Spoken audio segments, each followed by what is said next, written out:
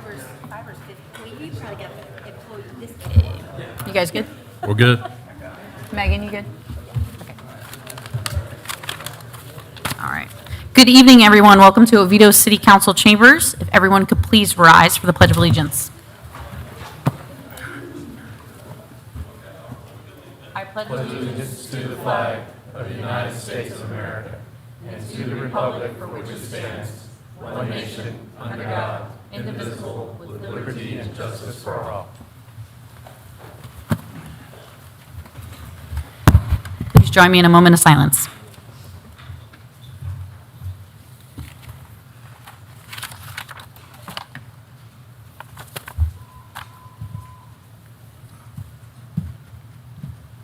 Okay, I would like to call our meeting to order. It is February 17th, 2025 at 6:32 p.m. and we have all members of council present.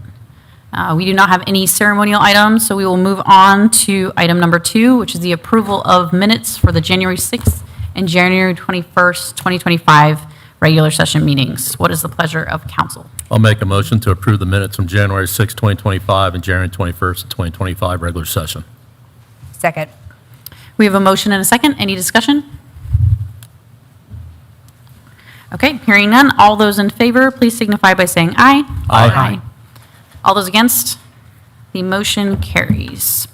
Moving on to item number 3, which is our public comment. I do have one written request to speak. When I call your name, please come up to the podium up here. Please state your name and address for the record. Mr. Charles Zuber.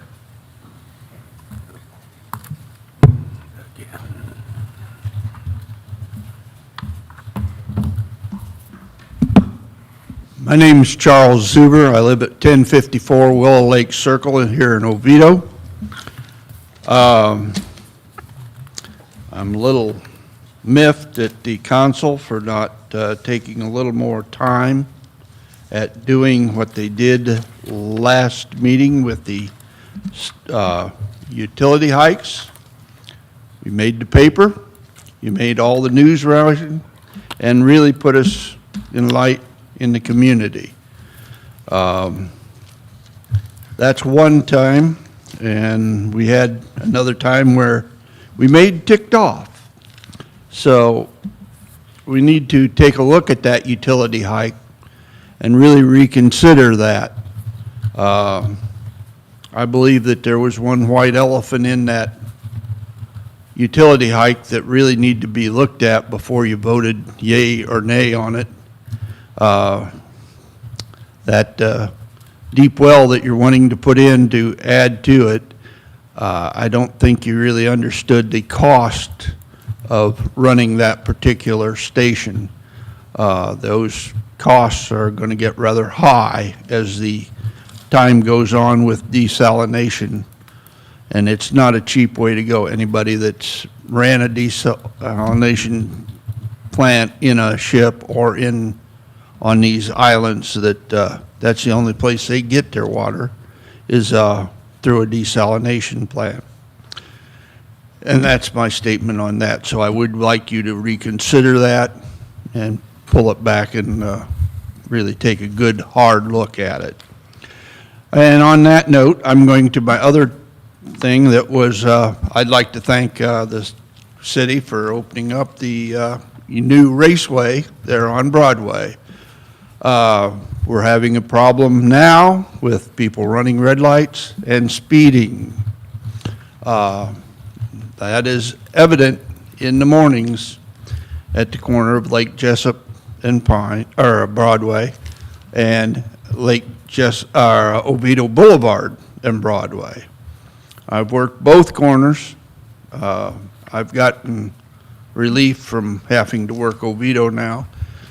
We finally got one more employee to help relieve our situation there with having to work double shifts. So that is that. But we do need some help there. We'd also probably need a little more of the signage. I don't know where that money will come from, but these illuminated black boxes with the no right turn on red lights, we need those put in on Lake Jessup and on Oviedo Boulevard, because people just seem to want to make a right turn on red without paying attention to what we've got in the way of kids or anything else. They just zip around the corner, and it's very dangerous. All right, thank you very much. Thank you, Mr. Zuber. I do not have any other written requests to speak. Is there anybody in the audience that would like to address council at this time? Hearing none, I will close public comment, and we will move on to items number 4 through 7 on our consent agenda. What is the pleasure of council? I'll make a motion to approve the consent agenda as is. Second. We have a motion and a second. Is there any discussion? Councilmember Britton? Councilmember Roth? I'd like to break out 4 and 5 and at least have them read. Mr. Make Cobb, them- in the past, have we requested to do that before we make motions? You can do it as an amendment to the motion. Okay. Yes, you can. So I guess you would have to ask the If- motioners. Okay, so as a point of order then, when, what would you like me to do? Because I agree. In our rules and procedures, it says that one member can have them broken out, but the way we've been doing it, we've kind of had to ask. But it's always been I there. think it's so By like- right, you can do it by right. Yeah. You Those can are do it by current right, rules. but usually, I feel like we've done it in the past. You do it beforehand before you make the motion, so you don't have to amend it, but it's fine either way. So you can request the motioner to make a friendly amendment to pull those out. Okay. Would you be willing to do that, Mr. Foster? Sure. Thank Okay, so we will make you said 4 and 5. Yes, please. Okay, so item number 4 is going to become 7A, and item number 5 is going to be 7B. So now we're looking at the consent agenda for 6 and 7. We still have a motion and second? Yes. Okay, any further discussion on items 6 and 7? No. Then I will ask the clerk to take a roll call vote. Councilmember Waterford, Aye. Councilmember Britton, Aye. Mayor Slavic, Aye. Deputy Mayor Tukert, Aye. Councilmember Ott. Aye. Motion carries. So we will move on to item number 7A, which is resolution number 4562-25, which is the intergovernmental interagency agreement between the Oviedo CRA and the City of Oviedo. Mr. Cobb. Thank you, Deputy Mayor. This is a request for the council to adopt an interlocal interagency agreement with the CRA, and this is to facilitate the construction of the connector road between State Route 434 and Geneva Drive. Annie, could you pull up the map for us, please? And we've done 2 prior interlocal agreements on this project. One was for the preliminary reports that we did. The second one was for the design of the design. Annie, that's not that map. The map of the roadway, please, for this. Yes, for resolution. Yes, perfect, that map, yes, thank you. And so we need to do an interlocal agreement for the construction, to facilitate the construction of the roadway.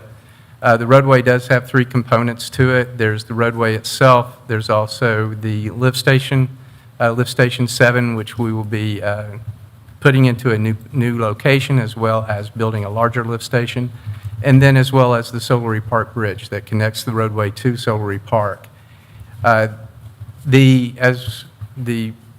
The project is, the CRA will be funding the roadway project as well as the Solery Park Bridge.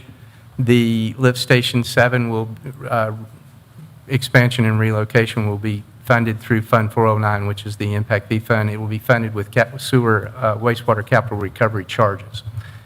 With this interlocal agreement, the CRA agrees to fund the project as far as the roadway and the bridge. The city will be funding the lift station project as part of that, and the CRA agrees that the city will manage the project, that the city will go through its purchasing procedures. It will handle all of the bids. As you know, with the next item is actually the award of the bid for the project, and then any other things that go along with the management of the project. It's recommended that the City Council adopt resolution number 4562-25. Thank you, Mr. Cobb. What is the pleasure of council? I'll make a motion to approve resolution number 4562-25. Second. We have a motion and a second. Any discussion? Councilmember Botiford? No. Councilmember Britton? Nope. Councilmember Ott? No, and we talked about this in the CRA meeting. I think this is, yeah, I think it's good. Like I said, I just wanted to have this read in this meeting. Okay. Mayor Sladig? Good. Okay, then I will ask the clerk to call a roll call vote. Councilmember Botiford? Aye. Councilmember Britton? Aye. Mayor Sladig? Aye. Deputy Mayor Tukert? Aye. Councilmember Ott? Aye. Motion carries. We will move on to item number 7B, resolution number 4563-25, Oviedo Connector Road Bid Award Invitation to Bid. Mr. Cobb. Thank you, Deputy Mayor. This is a request for the City Council to award invitation to bid 25-12 to Southern Development and Construction, Inc., that's commonly known as SDC, in the amount of $5,774,620 for the construction of the Oviedo Connector Road project. As we mentioned before in the prior one, there are three components of this project. It's the Geneva Connector Road itself, the lift station project, and then the pedestrian bridge. This intent to bid 2512 was advertised on November the 3rd. We received 5 sealed bids, and SDC was the lowest qualified bid at $5,774,620. We'll note that one of the bidders they withdrew their bid. There was a mistake within the bid package that was submitted, so they requested that their bid be withdrawn, and so the city did accommodate that request. But SDC was the low responsive bidder. As we mentioned before, the project will be funded through the CRA. The roadway project as well as the bridge project will be funded through the CRA. The Lift Station 7 project will be funded with capital recovery charges. There is a budget amendment that is provided in Exhibit 3 of the resolution, and what this does is the funding for the project is sitting in the reserve fund part of the wastewater capital recovery fund, and so we're going to move that from that reserve to the construction line item, and so that's what the budget amendment does. And so it's recommended that the City Council adopt resolution number 4563-25. Thank you, Mr. Cobb. What is the pleasure of council? I'll make a motion to approve resolution number 4563-25. I'll second. We have a motion and a second. Is there any discussion? Councilmember Botiford? No, we talked about this in the CRA just a little while ago. Councilmember Britton? I'm good. Councilmember Ott? No. Mayor Sladig? Well, I'm glad you pulled this off, because I did want to make sure that in the discussion, even if it was still on the consent agenda, we addressed that the lowest bidder, if you look at all the materials, you see that there is a lowest bidder that is not the one we are choosing, and that bidder withdrew the bid. So we are, in fact, as Mr. Cobb stated, going with lowest bidder. So I think that's an important thing to point out in case anybody happened to read the whole packet. Okay, I will ask the clerk to do a roll call vote. Councilmember Botiford? Aye. Councilmember Britton? Aye. Mayor Sladig? Aye. Deputy Mayor Tukert? Aye. Councilmember Ott? Aye. All right, the motion carries. Moving on, we do not have anything under public hearing, no first reading of ordinances, so we're going to move on to resolution item number 9. Resolution number 4573-25, Hazard Mitigation Grant Program. Mr. Cobb. Annie, now if you'll put that map up that you did before, that one, please. This is a request for council to approve the submittal of a hazard mitigation grant program for a watershed planning grant to the Florida Department of Emergency Management. This is an opportunity for the city to procure a $300,000 grant. There is a 25% local match, which is $75,000. The grant itself, the state part of it is $300,000, and the city's local match would be the $75,000. I'm going to turn it over to Mr. Yeargain, and he'll explain the different aspects of the grant and what the city would be what the city will be submitting for. Thank you, Mr. Cobb. Good evening, everyone. So this is an opportunity for the city to request funding to do what we call a watershed management plan, which is very similar to a basin study. The Little Lecon Basin is within the city is about 3.5 miles, 3.5 square miles, and all of Alafaya Woods resides within the Little Lecon Basin. The watershed management plan would be a process of doing a data inventory, data collection, doing a gap analysis, seeing what data is missing. Then it would be collecting that data, reviewing existing regulations, developments, et cetera.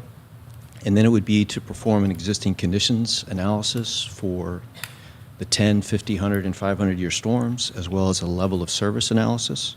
So with that, we would identify where there's flooding, where there's gaps in our level of service, and it would also have an opportunity to come up with conceptual solutions and a plan to remedy those. So improve flooding, as well as improving the level of service. And the last part of it is we would also like to do some water quality analysis within the basin itself.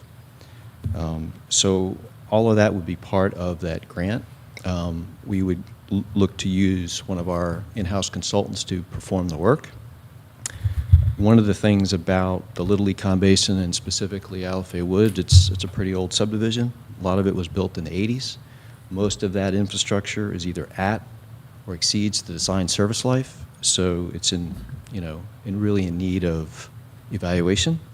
And also in Hurricane Ian, that basin sustained the most physical damage to city infrastructure. So it's a pretty important basin.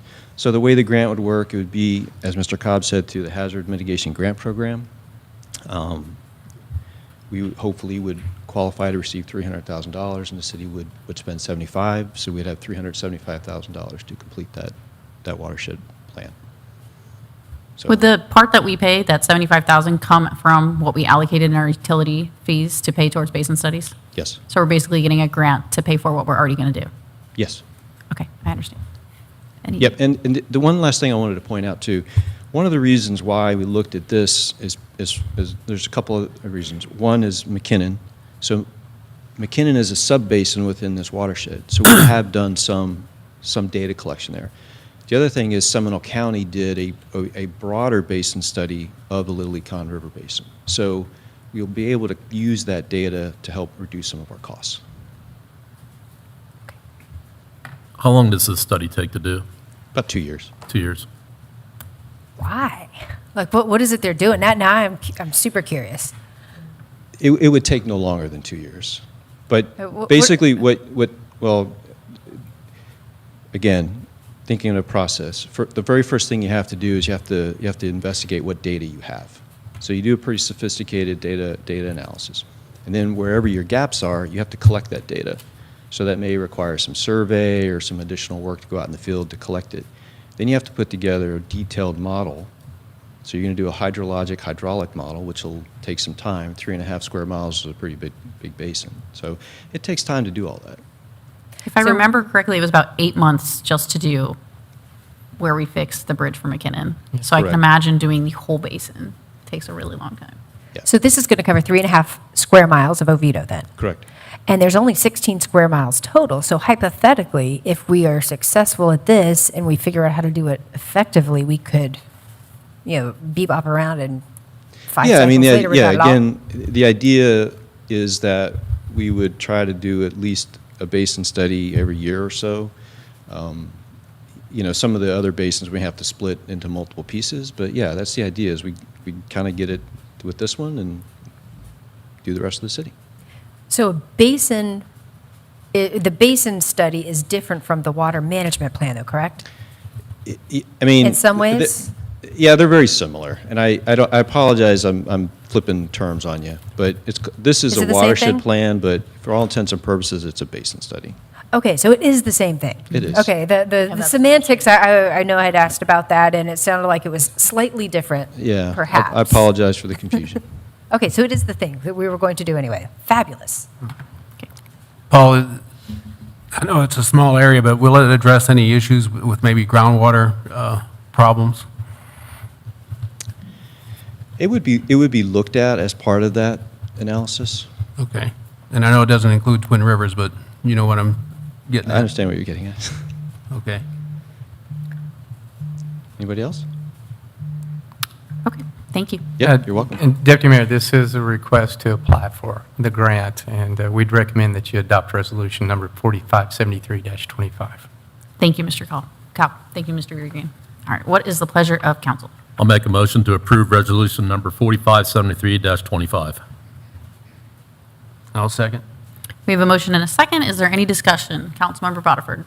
No, I mean, obviously, we can go after and get this grant. I mean, it'll be definitely very helpful in doing a study on the watershed through that, one of our older neighborhoods in town. I think it's a good plan. Councilmember Britton.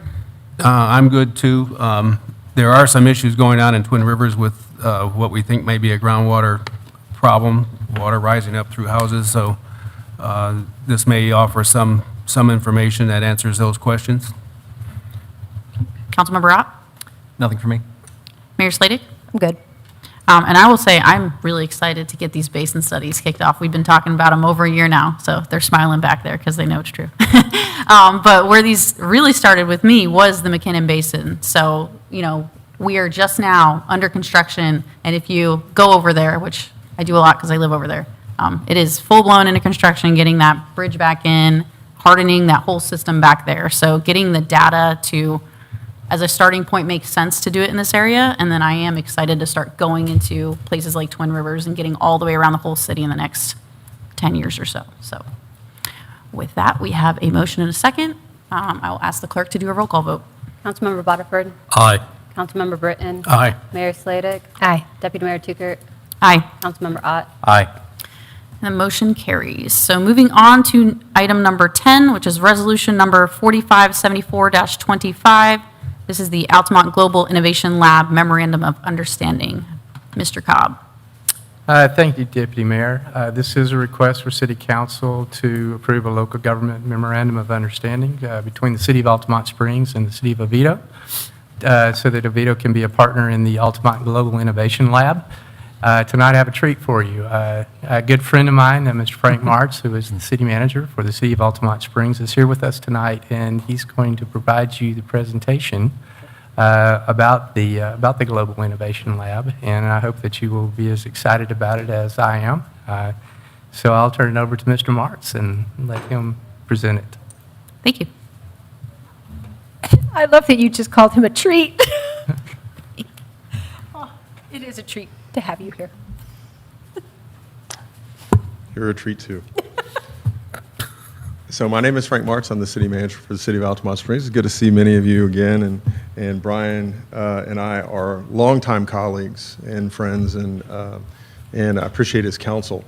As many of you know, part of what the City of Altamont Springs has done over the last 30 years has focused on innovation projects that would either save money, save time, or create some sustainability for our city. And we have done quite a few of them, many environmental innovations. Our sewer treatment plant is very large. We serve all the way down to the north side of Orlando. And we've been leveraging that and leveraging that plant, and we have been looking for ways to create efficiencies among our staff. And part of the vision behind creating the Innovation Lab and the discussions that Mr. Cobb and I have had is the ability for all of us to stand together. I think I watched your CRA discussion. Costs are going up, so if there's a way for us to procure together, evaluate ideas together. Seminole County is a relatively small place, and we're all connected. Our success is connected. So sitting at the same table, listening to proposals, and asking for economies of scale types of discounts in a rising hyperinflationary place made a lot of sense to us. So I've been talking to the managers for a number of months, the mayors as part of the mayors and managers, and we are there. We have opened it. We had our first tech sharing. One of your staff came and looked at one of the innovation projects we put together. We hosted in a group from London yesterday, and or I'm sorry, not yesterday, this past Thursday, and they may occupy our lab as their first place in the United States. They're also in part of the presentation. I don't have a thing. Oh, do I just go change? Gotcha, okay, change. So we've done a lot of workforce and STEM education, and much of the innovation stuff that we're doing, things that we will continue doing, are built around making Seminole County students as competitive as possible, but also creating places for our staff members to get together and co-learn. You may or may not be aware of the Altamont Springs Science Incubator. We built that about 12 years ago with Duke Energy and Advent Health. We've had 35,000 middle and high school students go through that. We've given away about 21 college scholarships to students who are in our community and who we hope will come back to Seminole County and invest their intellectual capital. We built a project called Project H2O Tech, Water Tech. Mr. Cobb was part of that collaboration. This was a program that was built at a time when sewer treatment plant operators across the country were in short supply. We all needed them. And we built a program with the state of Florida that was for high school credit for kids to get their sewer treatment plant license. And the kids who went through that had a higher pass rate than the adults nationally. So we're very proud of that. We have some internship programs in OJT and some virtual inspections, things that we have been doing for quite a long time, which we believe we can co-collaborate on as well. This is a workforce development, autonomous vehicle, and sensor-equipped project that we're working on with Seminole State College. These are just some of the things that we intend to teach kids in Seminole County about, and that we can collaborate on. Photonics, the ability to use lasers and radio frequency devices to do measurements that don't require any of us to go out and spend human capital on, is a great opportunity for collaboration.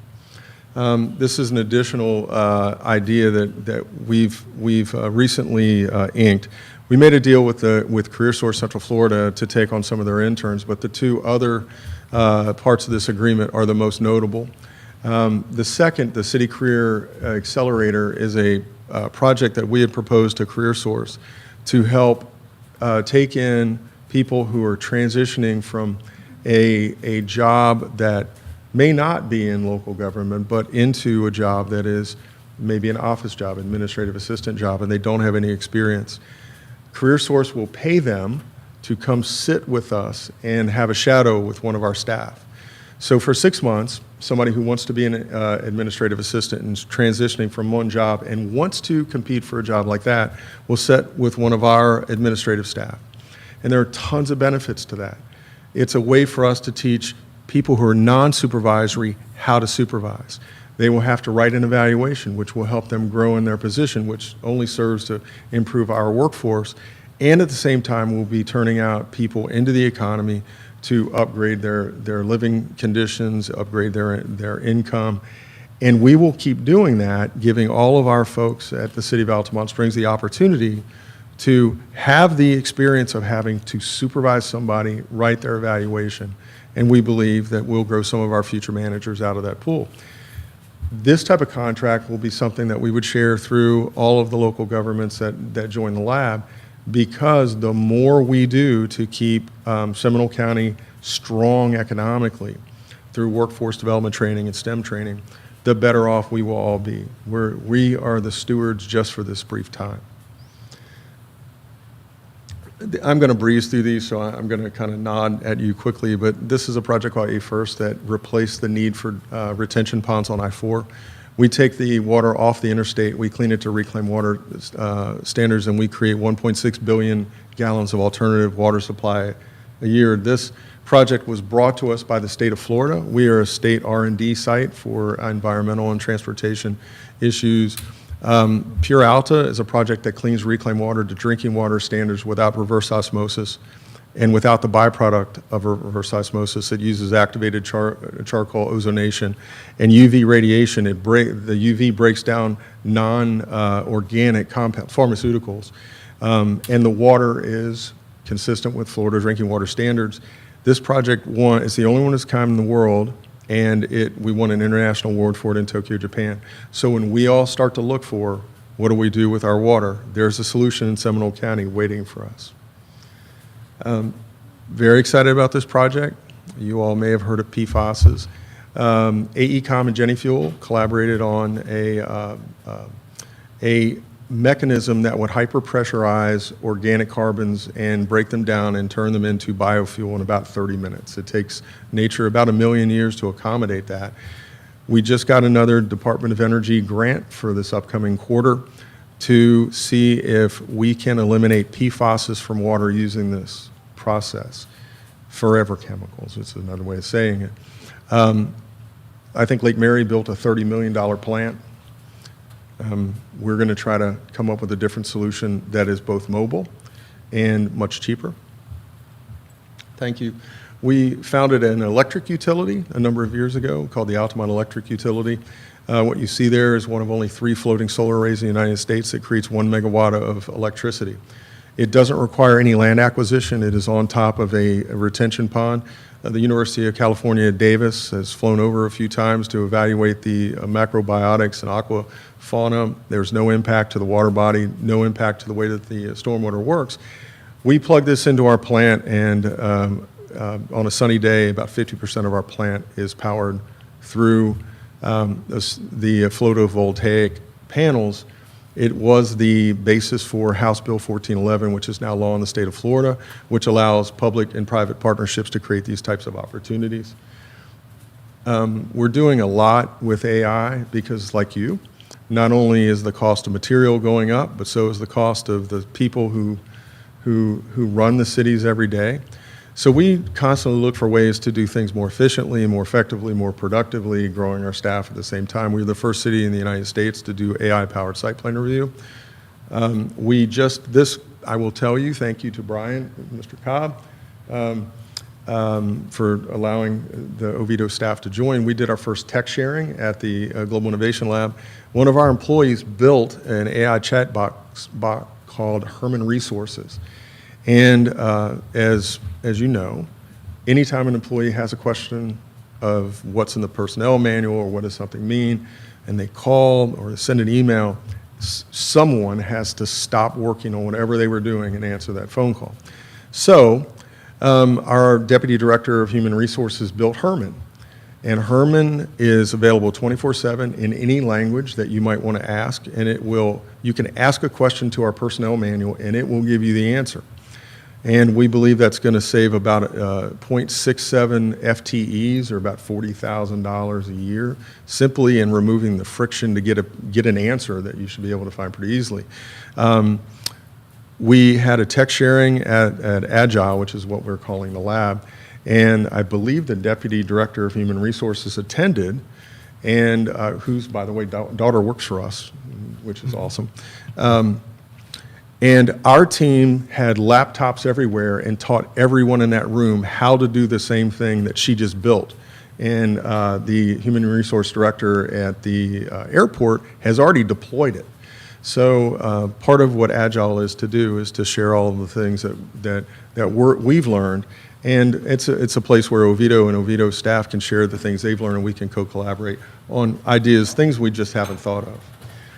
We're building several digital twins. I don't know if everybody knows what a digital twin is, but we are building several of them, and our platform is called Replica. Interestingly, ETM wanted to be part of our lab so badly that they built this for free for us. It is a national prototype, and we're going to use it to find ways to have our physical environment function itself without any human interaction. So this is kind of a neat thing. This is only interesting to me maybe, but who's heard of Esri? You ever heard of Esri? It's the international standard for geospatial programming, GIS, ArcInfo, mapping stuff. It's the platform globally that most people use. Esri has been using us as a beta testing site for high-resolution mesh photography. And this are progression of pictures taken from a drone that represents several 100,000 images that are tri-axis meshed together. Why is that important? Because each one of those pieces, each one of those pixels, we will attach development orders, site plans, plats, permits, code enforcement, so that when we are doing anything related to properties in Altamont Springs, when we click on a property, we'll find every single document that relates to it. And it's pretty cool. Take a look at the two pictures. One of them's a photograph, and the other one is a digital mesh photograph. The one on the left is one that is a 3D model. You can see how much clearer a computer-generated image of the hardscape is versus a picture. We have a 3-year program where we're going to do mobility digital twins, venue management, infrastructure, and public safety. An example of the infrastructure projects is that we're going to have a computer determine when to order and replace streetlights. And all of the dispatching will be done automatically. Then, over time, the Gen AI system will learn how long do these light bulbs usually last. And when the light bulb gets to about 92% of its functional lifespan, it will order another just-in-time piece of inventory, which means we won't have to put it in a warehouse. We will not have to have somebody tracking it. And it will dispatch a person to come out, our contractor to come out and change the light bulb. We currently have somebody who does that. Those types of generative AI opportunities will be very useful because we'll take that full-time equivalent unit and we'll put them on something else because nobody ever wants less in government. Everybody wants to pay less but get the same or more. So we have to find ways to replace some of the things that are costing us money without eliminating the productivity that we're gaining. This is an example of one of the things that we would hope to share with your crew from Oviedo. This is a virtual reality look at one of our roadways. So knowing where things are on as-builts are great, but when you're standing out in the roadway and you can put a helmet on and see visualize where your pipes are, eliminates, I think it will advance some of the planning, but it will eliminate some of the mistakes I think we all go through from time to time. There are some transit things, and I'll just pass through. We've done some really pretty excellent things. One of the things that we did, we were the first city in the world to partner with Uber, and we partnered with 5 different cities and moved 186,000 people for $330,000. It was the first time that Uber had ever been used as a mass transportation alternative. You can't buy a bus. You can't buy a third of a bus for $330,000. But we moved 186,000 people, which are probably more people that are being moved in Seminole County right now. We were just written up in the Lincoln Institute of Land Policy as one of the 20 innovations that's changing the urban landscape, which is pretty cool. We are also going to be sharing some technology related to, and discussions relating to advanced air mobility. While that seems pie in the sky, I don't know about, well, I do know about some of you, but there are others of you who never drove a stick shift car. And the world is changing, and this is going to be part of the future for our children, our grandchildren. And we would like Seminole County to be ready for it. We're being approached by advanced air mobility firms right now pretty aggressively because we're so close to public rights of way. So are you on the 417. So we'd like to be ready, and we don't want that technology to pass us by here in Seminole County. This is this company, Causeway One Network. These are just some of the examples of things we've done. This is the London-based company that may move and land in Altamont Springs. We're all going to tear up Seminole County over the next 10 years with the fourth generation sales tax. We're going to spend our time, and hopefully Oviedo and with Oviedo's partnership and other cities' partnership, teaching our county how to do journey planning and using the technology that's in their hand about how you get around. What this software does is you can pick up your phone, our workers can stand in the roadway and close a roadway on Google Maps. There's an API that's live. Close a roadway and have it appear in your phone and in your connected vehicle if your GIS system is connected, and it will map you around the closures. Because we all get in our car, we all think we know where we're going, we plug in addresses, we listen to what it's telling us to do. But we don't know, none of us know, what's happening in Oviedo, in Altamont, if we need to come over here. And you don't know what's happening in Altamont if you have to go over there. This type of software will allow all of us to enter roadway closures in advance, sit down and you just pile them through an Excel spreadsheet and load them. They become active on the effective dates.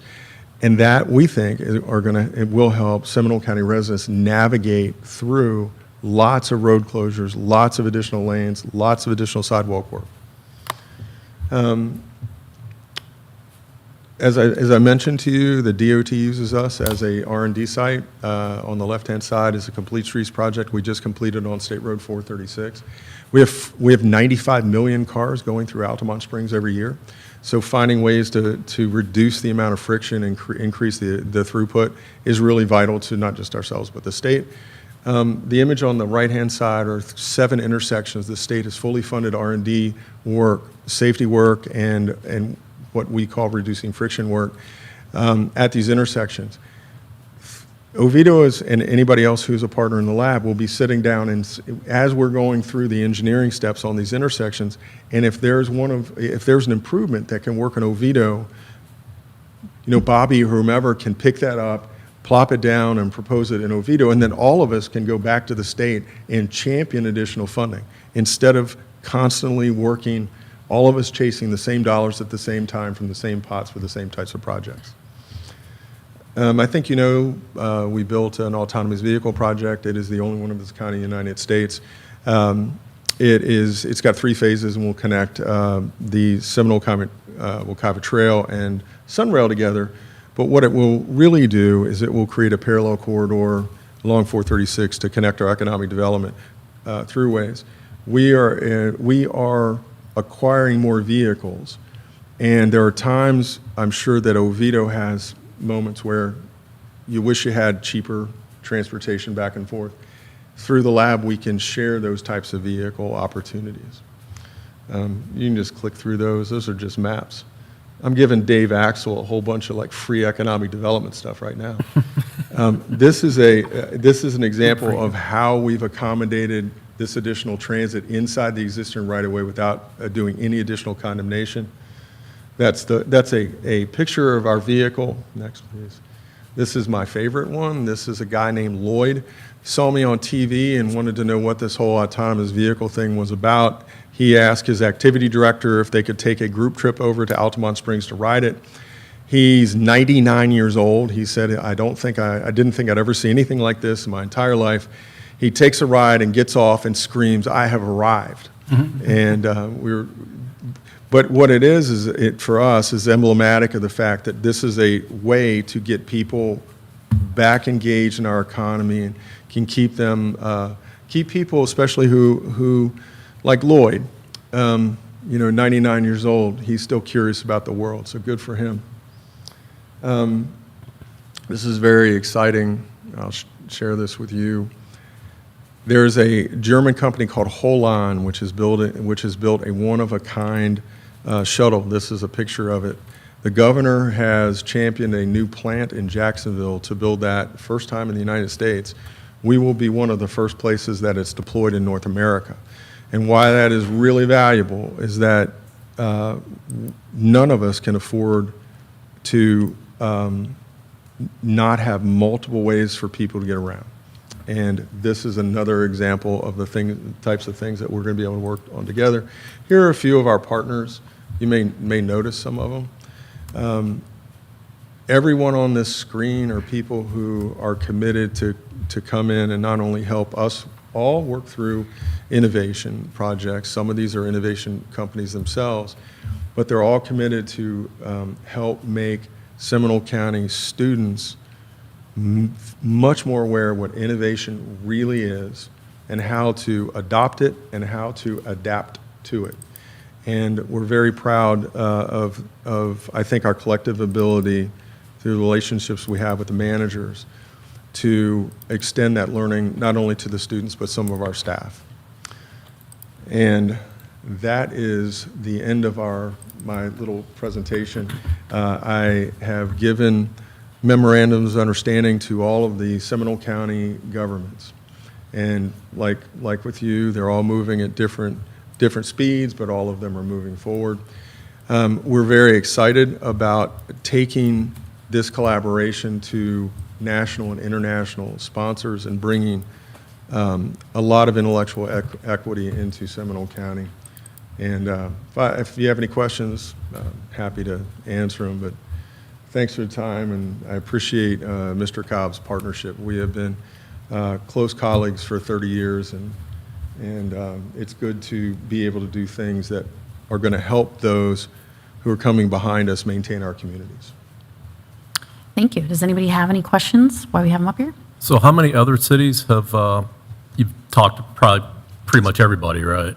Well, pretty much everybody. I've talked to everybody. Yeah. Okay. Everybody is moving forward. Brian asked me to come tonight, so I came tonight. But everybody's moving forward. I'll move to Orange County cities after we get yays or nays from our Seminole County hopeful partners. So everybody said yes and everybody's on board? Everybody's moving forward. Everybody's told me yes, but listen, it's Yeah, not, yeah, I get it's you. not, I want to be clear. It is not a request. It's a partnership offer. Just do what you want to do. And I think what all of the managers, myself included, we read these things, we think about what they're going to mean to our community, to our workforce, to our resources, and they make the best decision for themselves. I saw you had a NASA logo up there. Who's your NASA partner? Crystal Johnson, Where is she? Is she out of Kennedy? she is the number 2 at Goddard. At Goddard, okay. Very good. Unless you'd like to join too. No. So she- They're more innovative than I am. So she is in charge of technology and research for Goddard. Okay.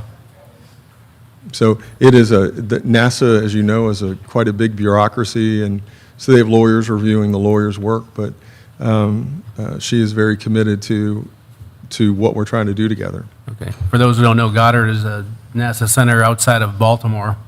They do a lot of satellite work, a lot of leading-edge research, so that's a good partner to have. And she's in charge of large part of the Artemis program. Okay. Any questions on here?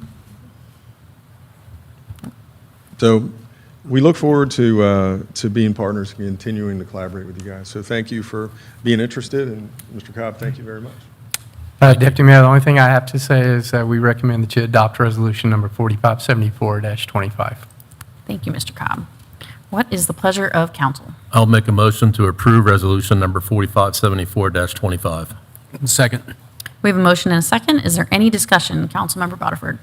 It's very, very fascinating. I mean, so I like the idea that we can all collaborate together and kind of come up where you're talking about streetlights and, and having the ability to understand when a streetlight's going to go out and not have an inventory of stuff, and then knowing that's really kind of interesting. Again, how you touch into AI. So, no, I definitely like it, and I like the idea of partnering with Altamont on this. Councilmember Britton. I agree. I've been watching Frank and Altamont for many years do some of this stuff, and it's pretty impressive what you guys pull off over there. So maybe you can pull us into the future a little bit. Councilmember Ott. Yeah, I guess I have one question. What is it that you want from us? So I'm looking at the packet here, and it's So it's $3,000 $3,000 a year to help pay for the website, but It's to make us partners with them. So right, but to show what does up, partners mean, right? what it means is show up and participate, which Mr. Cobb and his gang will, and share great ideas they have.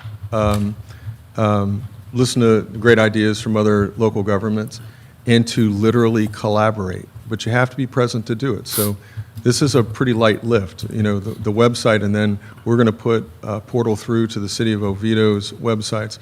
But what we're going to try to do is chase grants and chase things that can improve Seminole County residents' lives and businesses' lives. And the only thing that it's not a request again, it is the opportunity to be in those rooms, and that's really it. So it would be staff time spent meeting with people from your team and collaborating on primarily grants? Is that? No, it is all of us. Sometimes there will be innovation partners who come in and we go, wow, this could really work for everybody, and we'll call everybody together. And rather than sitting there as 47,000 people, we'll sit there as 470,000 people. Yeah, this looks like a high-tech version of what CalNO is, which is just a collaboration. It's a cross-pollination of ideas, and then every now and then something pops out that we can all use and take advantage of. Yeah.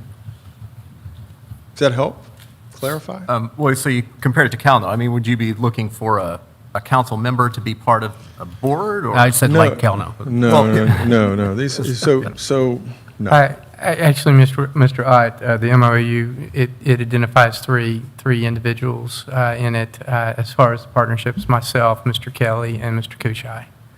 Yeah.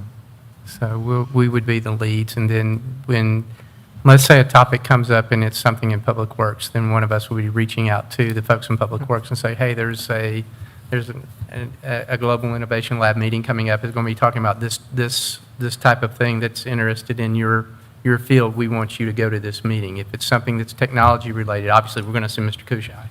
If it's something that's going to be more on the management side that Mr. Martz and I would be involved in, then I know he'll call me and say, hey, you need to be at this one. So it's things like that, and then it's even with Mr. Kelly too. If there's things that are coming in on that things that he's working on, that will be the primary three, but it's going to be up to us to then reach out and start bringing in the other ones. One of the things I know the mayor and I have been looking at is the AI site plan review. And she and I have been talking about this ever since they started. And I kept telling her, let them work out all the bugs. And when they got all the bugs worked out, then we could do it. Of course, something happened with the company, but I feel like they're coming back now. So as soon as we can, they worked out the bugs and so that then we can take advantage of it. And that's going to be a lot of this stuff is that things coming through this lab is going to give us the opportunity to take advantage of the things that they're talking about. And that's what's exciting to me is it's going to bring new things to us. And what was the accuracy? Were you to 92% accuracy on the first round with the AI plan review? On the third pass through, On the third pass. 92% Okay. accuracy. Yeah. Right, that's fast learning. It took our site plan review from 3 weeks to about 30 seconds, and we could turn things around in a week. Spectacular. Yeah. More questions? You have any questions? I just want to say thank you for coming out here, Mr. Martz. I've been to the lab just for my colleagues to know. It's a really interesting space, and our staff has we've actually had people go there, and I like how you put it. You just bring your best ideas, whatever your cool idea is. If you're really good at it and you're willing to teach other people, there's other people who are really good at something else willing to teach you, and that's the idea. So We all have to figure out how to do as much as we can with the people we have. And the more you engage their enthusiastic curiosity, the more they're willing to learn. So we're really, really thrilled about the opportunity to collaborate between our staff members. And I want to say thank you. So I already got the spiel at CalNo last week. So, and I think we got a little more in depth. So I asked a lot of questions there. But Well, Patrick told me to shorten it up. no, I mean it was really good both times. So I wanted to thank you for coming out here. And I think something you said too that also and you mentioned it a little bit, but working together to bid as a bunch of cities versus one holds a lot more weight. So we can, for $3,000, it's a little laughable for what we've already gotten out of this and haven't even used. Yeah, I So- think the thing to keep in mind, and those of you who are not familiar with this, I will tell you, the difficulty with grants now is that you can't run things on grants, and you very rarely can outpace inflation with grants. But you have to check a lot of boxes, and because this has, the Seminole County Public School System is a partner, Seminole State College is a partner, UCF is a partner. When you start checking those boxes off with education at the college level, postgraduate level, high school and middle school, and into elementary school, you start checking up those boxes, you start to score better. And when you score better, it comes down to the number. And those numbers lead to grants. So that doesn't mean we're going to be successful. It's just going to mean that we're better positioned than most places where you have 7 cities, a county, a school board, a community college, and an airport. And we're going to tie them all together. Yep. Nope. Thank you. Anybody else?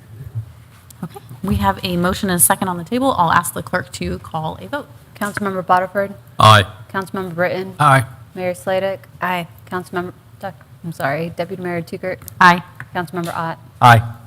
The motion carries. Thank you. Thank you. Thank you for coming Thanks, out. Frank. Good to see you. All right, we are going to move on to item number 11, which is a discussion item. Let's see, possible acquisition of approximately 4.13 acres for the Lloyd Lane extension. Mr. Cobb, would you provide a brief introduction? Yes, thank you, Deputy Mayor. Annie, if you could just pull that up. This is the property that we're talking about. It's located on the north side of East Franklin Street. It also is located on, it connects to the south side of the Lloyd Lane right-of-way. You could go to the next one, Annie. This is part of our mobility plan. If you'll notice that it's Project 100. It's right up there. It's a light blue line.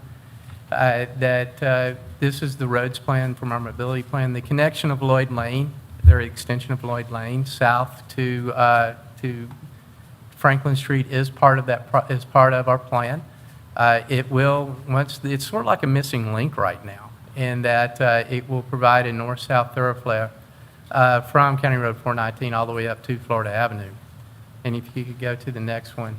The mobility plan also includes it in the multimodal plan.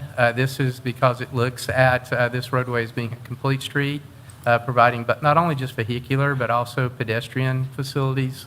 One of the things that the children in this area that go to Jackson Heights have to walk to this area, there's no bus to the school.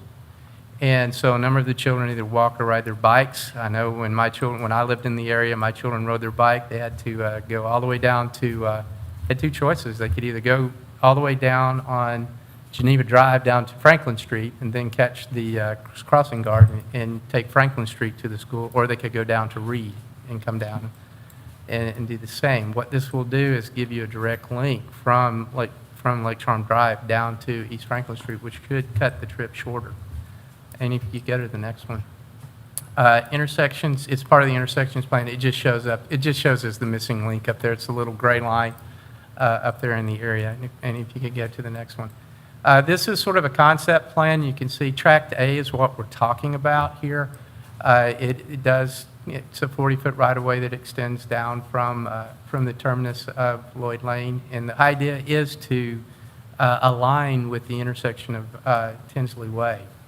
So the roadway is composed of both upland and wetland. There's approximately 2.43 acres of wetland. It's about 1.7 acres of upland area. Council, one of the things I want to tell you is that the reason I wanted to bring this to you on a discussion item is there's no obligation on this. This is one of those items where we have an opportunity to purchase this property. The price is about $400,000. It's one of those where the example that I use is County Road 419. The project development environmental report for County Road 419 was done back in the late 90s, early 2000s. And it said that we needed 120 feet of right-of-way for 426, 419. And the county started purchasing right-of-way along the corridor. And if you remember Phase 2 took quite a long time. And a large part of that was because the right-of-way acquisition had not been completed. We have Phase 3 coming up, and with Phase 3, the county, I would think with the exception of just a few spots, the county has already procured the 120-foot right-of-way, so it's going to be much easier for us to build Phase 3 of County Road 419. This is sort of in that same light, purchasing the right-of-way now instead of waiting till 2030, 2040, when the plan actually looks at the roadway being built. So that's what. That's the thing that we're looking at as far as this project. It is the project is, since it is part of our mobility plan, we can use mobility fees to pay for it. It is also on our sales tax list, and so sales tax can be used for it. What we're recommending that we do is that we would use fund balance to front the money, and then as the mobility fees, as sales tax fees come in, then we can reimburse ourselves, reimburse the general fund.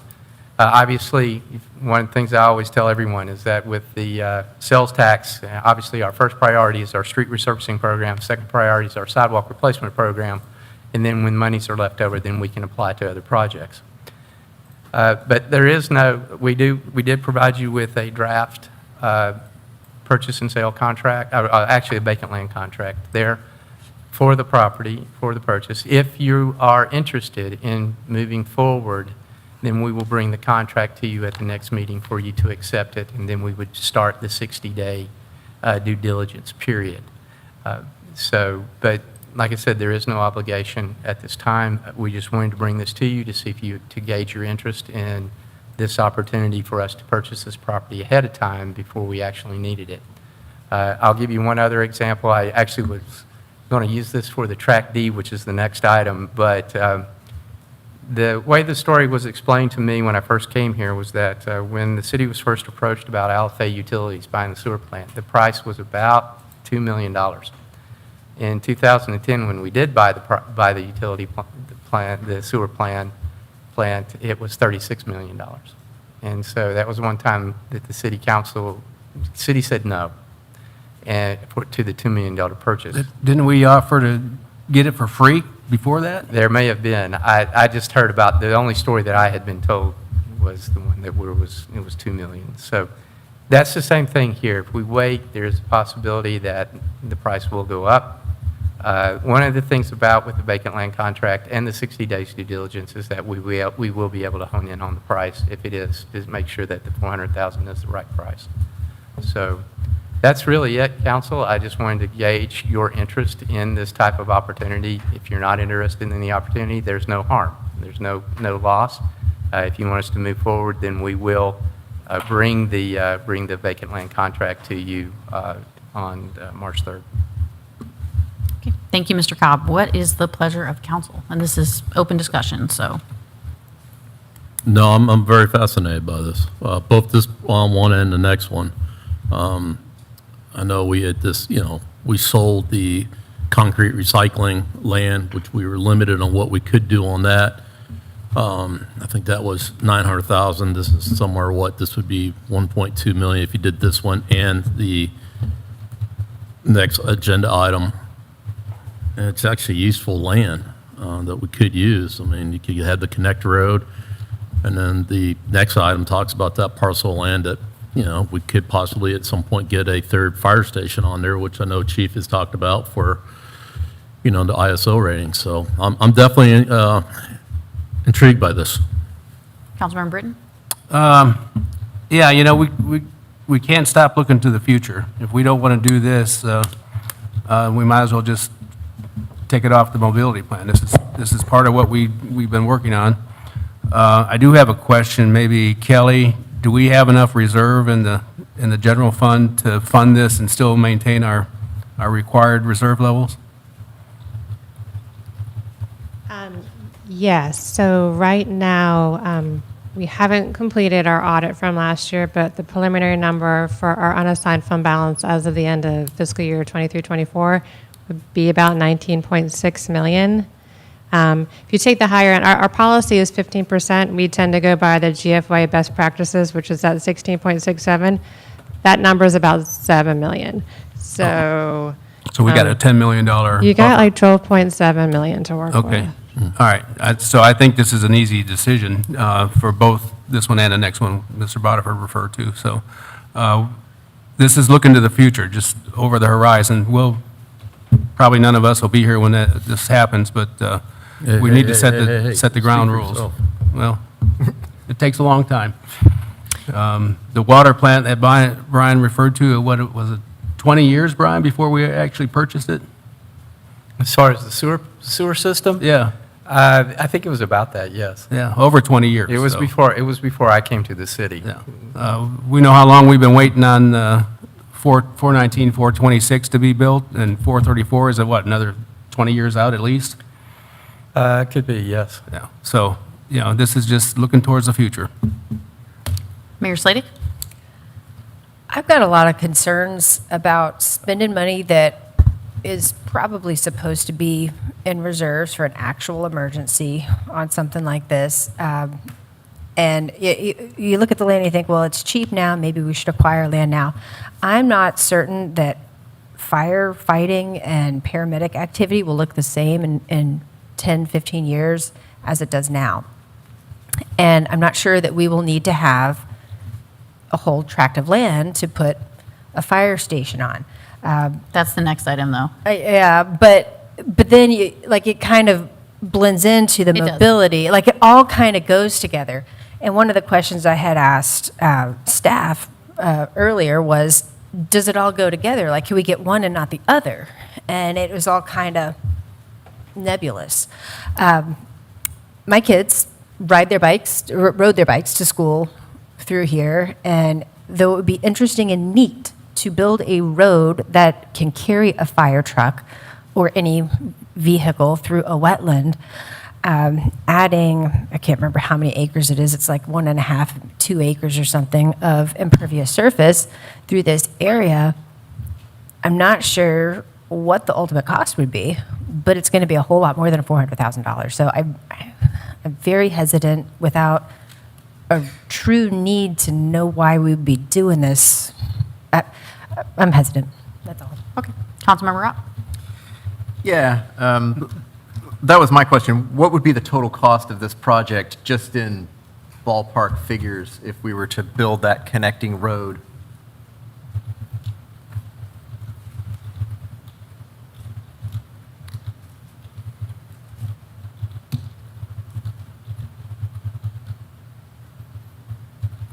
Sorry, I'm waiting for my computer to pull it No, up. that's all right.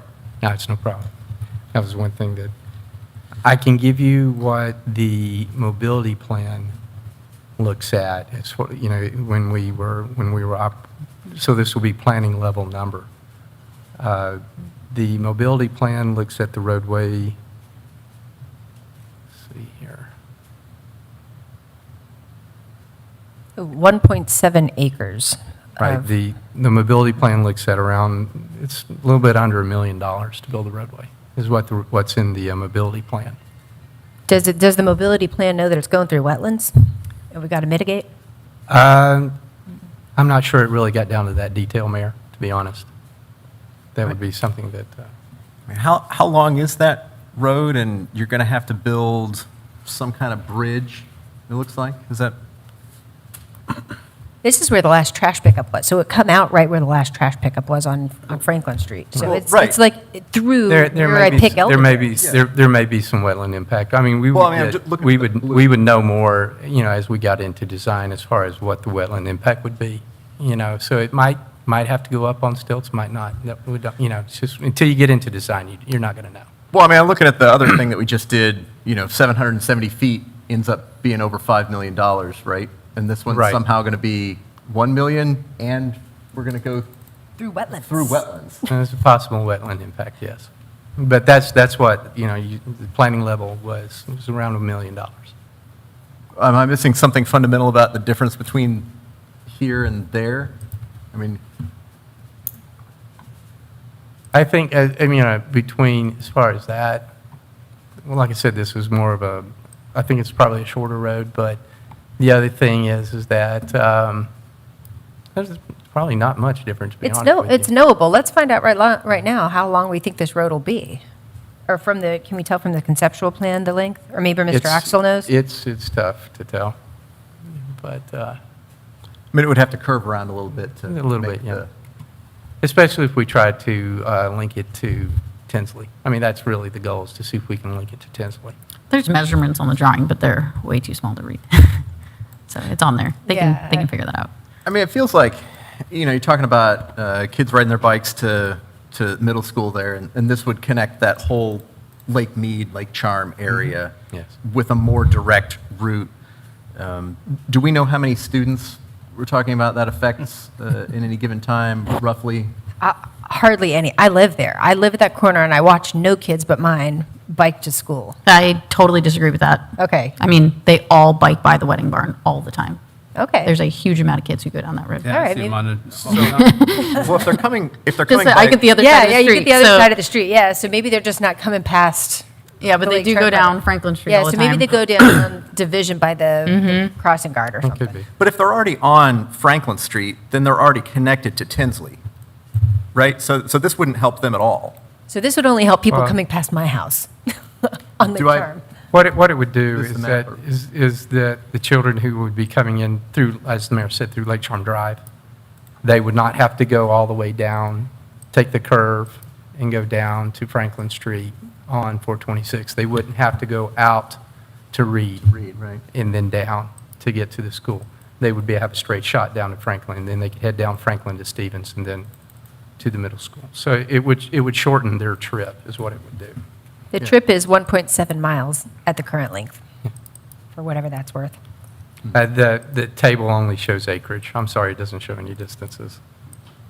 And you said there's no, something about no bus service. There's no bus service, I mean, certainly it must start somewhere, right? Usually, outside yeah, of I some think it's radius. north of Meade. It's at Panther Street. So Panther a lot of Street, kids yeah. from Lake Charm Drive, if they don't, or near where I live, will walk from, instead of walking to school or biking there at it's not 1.8, that's to Oviedo High. It's 1.2 miles to Jackson Heights. So instead of walking or biking 1.2 miles, they instead walk 0.8 miles to catch the bus to drive then 2 miles because it's a 2-mile radius. There's a lot of fascinating things going on with kids and transportation to school. All right. I do have some questions on this one. Can we zoom in on that bottom corner right there? Like the bottom left corner? Is that possible? Not that one, no. Track day at the bottom, where it's got all the fun colors going on. No, take your time. So I'm going to talk about it when you get there. So I guess I'm all about connectivity. This is in our mobility plan, so we've talked about this. It is part of our plan. As far as what we just discussed up here with concerns, I mean, we did approve our mobility plan. As far as price, I have a huge concern there. So what was this one, 400,000? And, you know, it's really nice on paper when you say 1 acre dry, 3 acres wet. But if you zoom in on there, what you'll see is where they have this proposed road is not a straight shot. It curves around because it has retention in there that they also want to sell us for the next property that we're going to be looking at. And then we have to completely move the road to go entirely through wetlands. So we're not using the dry land there.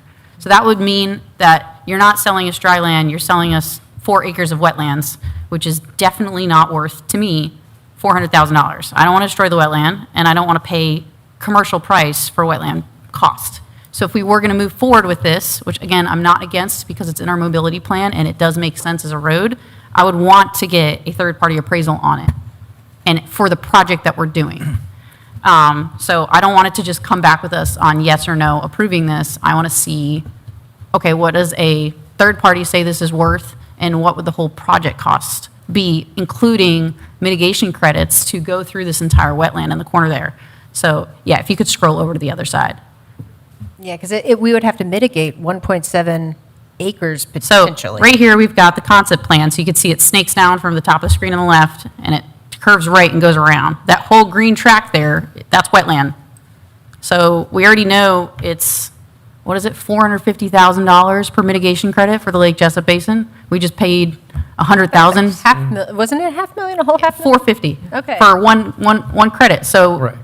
just to build in this spot, we are looking at a ton, almost the price of the land and paying for a credit Oh, more than without that. doing anything. $765,000 at Let me talk. $450,000. Okay. So that's expensive, and then pay for the land, and then actually build it. So to build in wetland also costs a ton of money, because we'd have to dig out all the muck, put all that dirt back in, and then build over it. So again, practically, I question this as far as cost and if we can actually do it. I don't have an issue with the project. I have an issue with the cost and what it would end up being at the end. So I don't want to move forward to coming with this at the next meeting on yay or nay until we get the information on what this would preliminarily cost to get a mitigation credit, to put the road in, to do all of that, and make it make sense, because I will not say yes without that. But that's where I stand. Okay, so those are things that we would normally do during the due diligence. You want that done before the due diligence?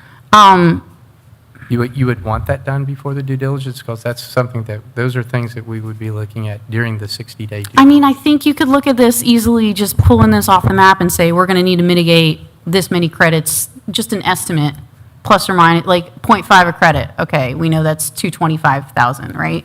Add in the price. Okay, what's the road going for, and what we need to do entail that? Are we ending up at 4 million, like our connector road that started at 2, or are we ending up at 1.5, you know? And then is it worth it from there? So maybe just come back as another discussion before we get there, if that makes sense. So I'm not asking us to go in and stake wetland flags and do all that, which is due diligence. Right, okay. And Mayor, let me interject this. As far as the value of the land, we will be required to have an appraisal.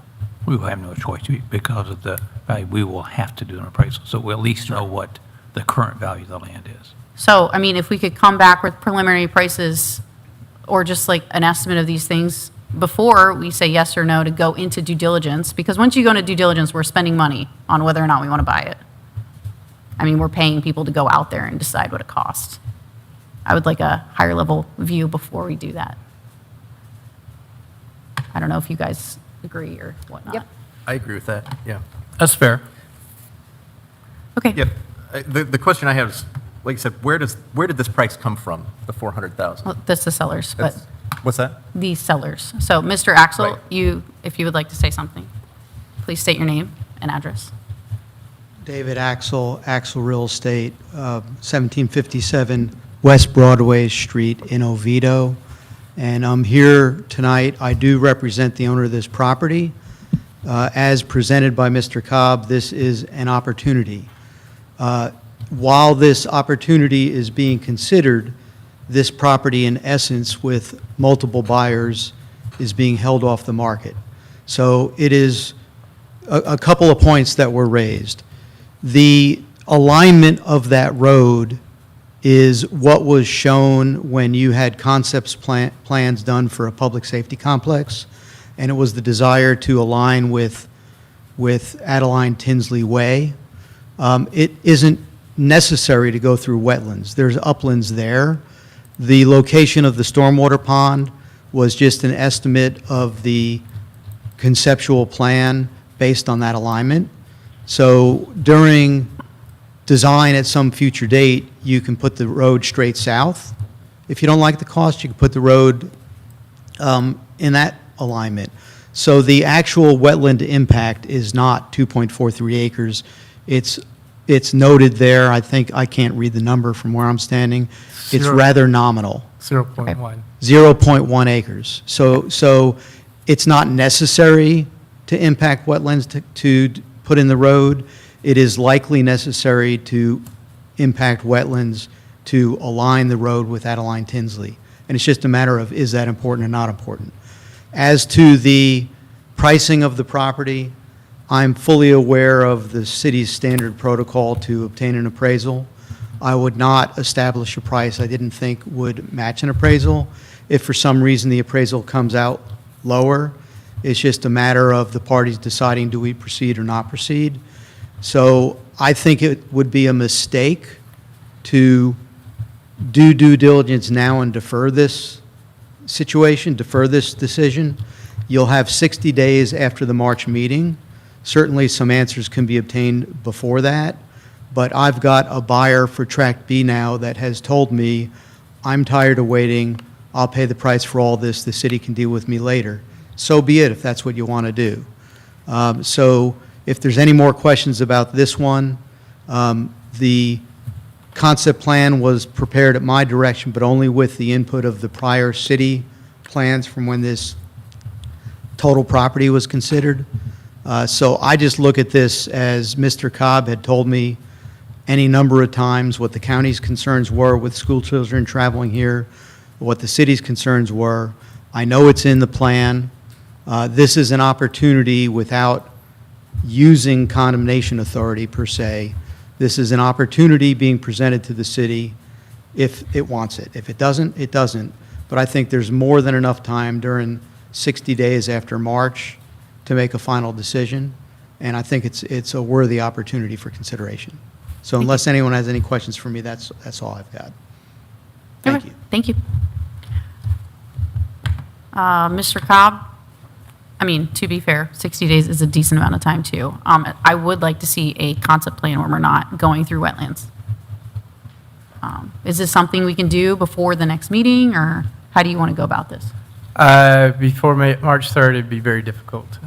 I do not, I guess he just volunteered to do it, so. That's easy. Okay, there we go. All good? When you said, do I misread this map here? Am I not reading the blue as being wetlands as well? The blue is 100-year Floodplain. floodplain, which we would have to deal with that as well. So this is Okay. floodplain, the green is the wetland. Okay, So you still need retention, though, for what road you're putting in. right. Okay. Okay. All good with that item, Mr. Cobb? I'm not really sure. What is your consensus? bring us, go forward and bring us something in the March meeting. Including. And try to fill in the gaps there that we're looking for. Including a no wetland impact road. Concept. Concept, if that's possible. Okay, good? And the estimates too, correct? The estimates of what it would cost to build, A high-level estimate, yes. yes, a vague estimate.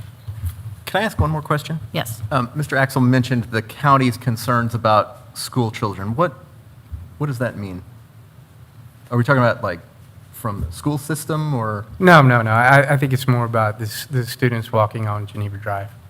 But has the county approached us and said it's dangerous for kids to get from here to there? They've received communication from residents. They call me and I hook them up with the county because they want the school to provide transportation so kids don't have to walk along this area. And they can't put a crosswalk right by the Sunoco because it's a blind corner and nobody will give land to have a crosswalk anywhere else. So there's no sidewalks because there's no right of way to put a sidewalk to move anybody any other place. There are not good sidewalks in that area on There any are of those not. routes. No. Right. So that's kind of fair. Okay, so we're going to move on to item number 12, which is the possible acquisition of approximately 2.85 acres for a future fire station. So this is another tract of the concept plan we just saw. Mr. Cobb. Thank you, Deputy Mayor. And if you could pull that presentation up as well. Once again, this is pretty much the same type of project. This is the subject property. It's on the northeast part of the larger property. And this is approximately 2.85 acres, of which the 2.85 acres, 2.10 acres is upland property, and there's about 0.75 acres of wetland property. Excuse me. The property is commercial. On the future land use map, it's also C2 on the official zoning map. And if you could go to the next slide. Once again, it's track D is what we're talking about here. And as I said before, the idea behind this is for the possible construction of a third fire station at a later date. There is a 1,900 square foot single family home on the property that could be used as a interim station, much like what we did with Station 48 out on the east side. We operated out of a single wide trailer for a number of years there, and we built some little carports to protect the apparatus from the weather. But once again, this is another opportunity. The asking price for this property is $800,000. And what the idea behind it is, Annie, if you could go to the next one. This is just some pictures of the house that's on there. And just go ahead and scroll through. This is inside the house. Actually, it's a very nice house, at least from what the pictures look like. And but if you could, and I would say just go back up to the concept plan. And the way the concept plan, it does show that there's, go to the slide after this, yeah, that one. It does show a stormwater pond on track C that would be a shared pond between C and D. So, and the way that the draft vacant land contract is set up is that whichever tract develops first, that's the one that builds the pond. And then the one that doesn't build the pond will then share in the pro rata share of the cost as well as the pro rata share of the maintenance. I asked Chief Woodward if he would provide a justification for you on the third station that was provided as an attachment to your memorandum. If there's any questions you have for him from the technical fire side of things, I would recommend asking him those questions. But once again, as we stated with as with the Lloyd Lane proposal, this is an opportunity to purchase the property now. As Mr. Axel said, they do have buyers, and so if we don't purchase this, the owners have basically given us first right of refusal.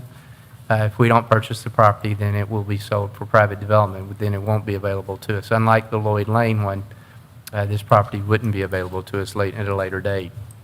So it's And that's, we wanted to bring it to you tonight to see if you have an interest in moving forward with this as well. Okay. Go ahead. No, again, so like I said before, I think this, it's an opportunity that's being presented to us. Obviously, it's not going to get cheaper, as we're finding out with everything. We've talked many times about having a third fire station. Here's an opportunity for the land that's up in that area, that we could do something there.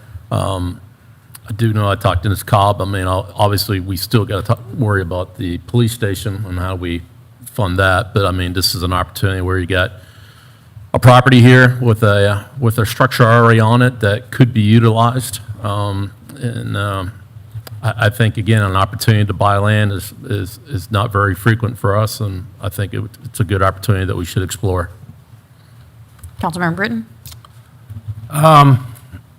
Yeah, Brian, it looks like this stuff is zoned industrial, is that correct? It's zoned commercial. Commercial? Yeah. Okay. So, This piece? Are you sure? Because when I looked it up, it looked commercial. Future land use also residential? so what is it? Future land use residential. Residential? Yeah. Okay.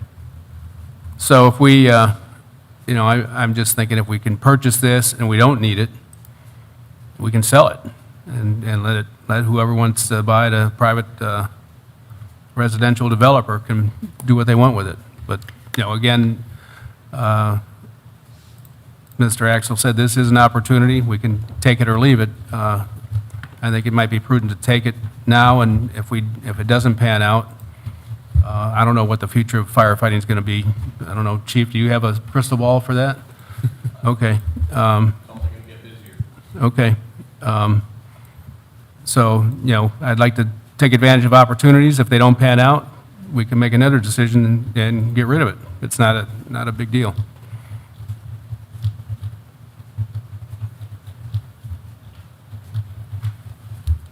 Okay, Mayor Slavic? About what percentage of our fire calls are for medical and not for fire?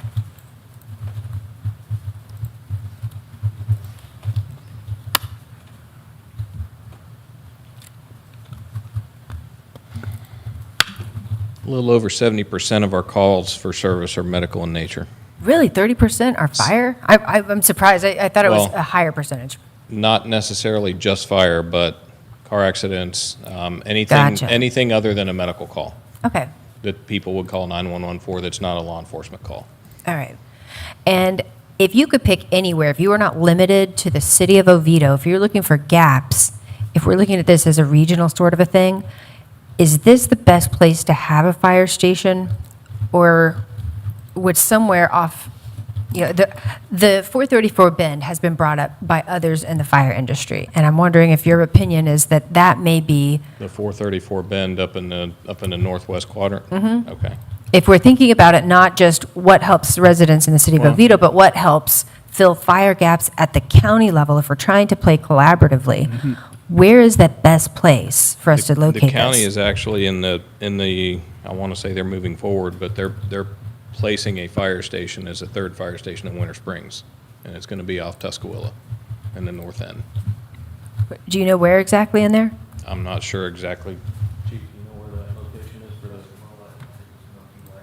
Tuscaloosa and Milky Way is their proposed station, and they're moving forward with that. Oh, So that'll 434 in help cover Tuscaloosa. that northwest Okay. quadrant for us. Okay. We're still going to have a gap in the city limits that whenever you're placing a fire station, you want to place that station in an area that's going to give the most bang for the buck as far as a response capability for us within the city. Okay, so you think this is the best spot? With the land that's available right now, yes, it is. And I know you're saying perfect world if land wasn't an opportunity, but that's the issue that we're into now. With all the development that's occurred within the city, we become more limited to the land that's available. And this will provide a definite benefit for our emergency response capability in the Now, city. in the past, we had talked about potentially, and if I maybe remember this wrong, I thought it was acquiring the whole thing and doing even more here. There was a public safety complex to where we were going to partner with police and fire to where there would be a fire training facility out there as well. But this would not be enough room for No, ma'am. any of that. So is this would gonna just be the for fire fire station. station, correct. Do you have any idea what a fire station would cost to add to this area? Going price right now is between $10, $12 million for Okay. a fire station. All right, thank you. Yep. Any other questions for me? Councilmember Ott? Yeah, so you talk about the northwest, so in that justification for adding an additional fire station, it says that the northwest outskirts were the parts that had, Well, the let's say, would northwest- experience longer response times without Northwest it. quadrant, correct, because there used to be, prior to 2015, the consolidation of 3 stations into 2, there was a fire station that was down 434 closer to Franklin. Right. And that allowed us to be able to provide that timely response more in that area. Right now, we've kind of lost that with the consolidation and moving that station down to where it's currently located. And actually, we've gone from 3 fire stations responding down to 2 fire stations responding now because we incorporated our tower truck. Right. But now this one's significantly east of that position. Not significantly east, no. It still would give us good access down Franklin Street to the north to Central. Right. And into that area in the Lake Charm subdivision and the community out in that area. There's a lot of residential that currently, right now, is, I would say, deficient as far as our capability to respond. So where is that, so the area where this fire station is and maybe the area around there, where is that, which fire station serves that area right now, primarily? 46. The one on 46, Central, from correct. downtown? Yes. Okay. How far does the other fire station come? in Station the service 48 area? is our only other fire station Right. down 419. Yeah. And how far does that come back? I mean, certainly that gets, because it's right about where Sanctuary is, The right? typical And then- response circle, so to speak, would be Yeah, yeah. about a 1.5 mile driving distance. Okay. Chief, doesn't 48, the western edge, doesn't that go to Lockwood? Yeah, about about as far as Lockwood area, Lockwood. maybe just a little bit west of that, from Okay. Station 48. So this would cover some of the area from that? Yes, sir. And from the other one? Yes, sir. But then the area really in the northwest part, Pine Avenue, all that kind of stuff, it's envisioned that that would then be served primarily by the new station in Winter Springs? Is that why you bring that up? The county, City of Oviedo and Seminole County, we have basically an automatic aid agreement. Sure. Closest unit goes, it's all AVL generated. So What AVL, what is that? AVL is basically it's like a GPS locator in the vehicle. So the dispatch center that dispatches for all the fire and ambulances and EMS within the county, the dispatch center can see where all the fire apparatus and EMS vehicles are within the county.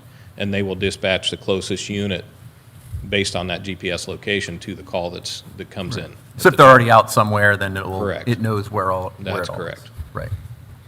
And it ultimately comes down also to concurrent calls. Right now, we currently have 2 fire stations. We have 2 engines that are providing response. We have 2 rescues providing response. If concurrent calls come in, we're relying on Seminole County to provide that response from stations that are much further away. So having the additional resources of another staffed engine and another staffed rescue is what's going to really give us the response capability that we need. Right. But then this one being on the east, it doesn't really feel like this is going to help the west. This is on the west side.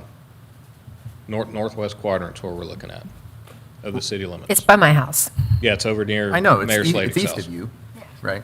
Well, Not very much, it's like across the street. Eastern basically. Fire Station Right. is the one Well, down to me, the on northwest part 419. is Pine Avenue, right? West of Central, and this is going east of Central. Correct. Yeah. So you'd have to cross both 426 and 434 to service the area that is lacking. Is that kind of what you're getting at? Yeah. Okay. Yeah. Yeah, exactly. I understand So- what you're saying. And so it there almost and there feels is like- right, perfect world, I'd love to have an additional station on the very west side that we've talked with the hospital out on the hospital property.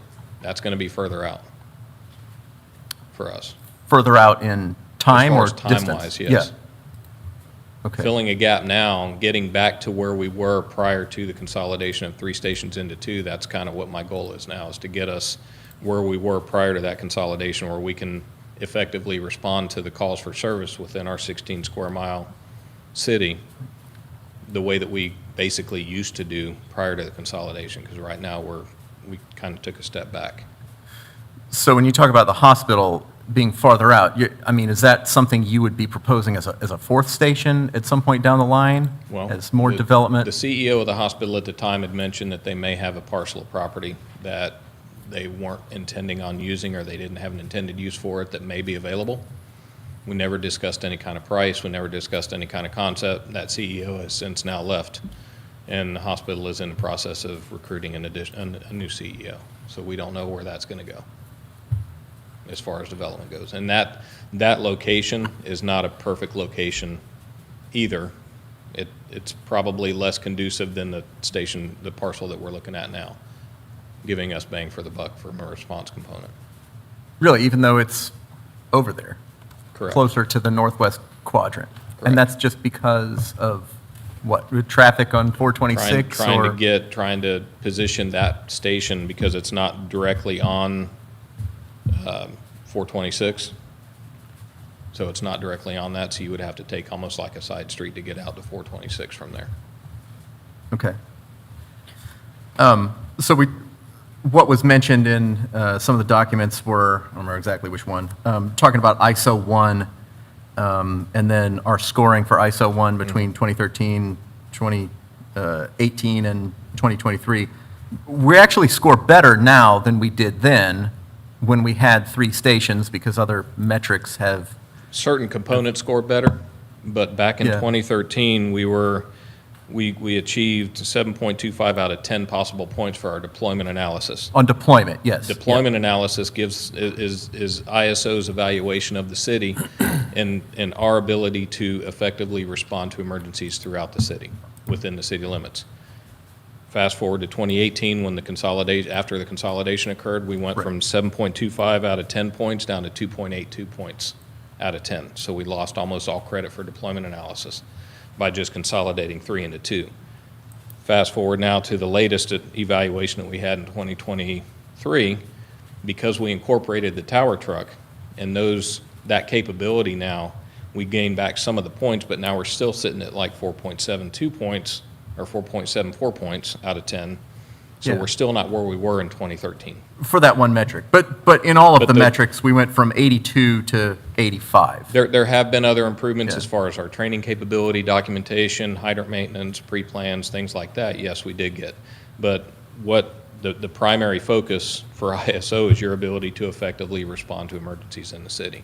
And that's where we kind of regressed. How much by do we the need to consolidation. lower our response time by? I think I saw like we were around 5.5 minutes. What do you think this would lower it from? Like, we're looking like 30 seconds? I mean, I know it all counts. I but- really, I mean, We're just looking at you're lowering looking that. at a crystal ball when it Yeah, comes yeah. to that. But I can tell you that currently, right now, there's a national standard for the amount of personnel that we put on scene within a certain time frame. That's the NFPA requirement. Mm-hmm. Right now, we technically don't meet that requirement within the time frame because we're having to rely on Seminole County and other agencies to provide resources within the city from a further distance out. Makes sense. And what was the time requirement? Did you say it a second ago? There is NFPA time requirement. NFPA is the National Fire Protection Administration. They establish response criteria to where you have to be on scene of a single-story residential structure fire within so many minutes of receiving dispatch and turnout time. And in addition to that, you have to have so many personnel on scene. Okay, but let's Okay. get back to what we have here. So we have property. Well, yep. Do we have questions about, I guess, the property itself, or? Well, I mean, all my questions were, is this the right spot for Right. it? And it kind of all stems from that.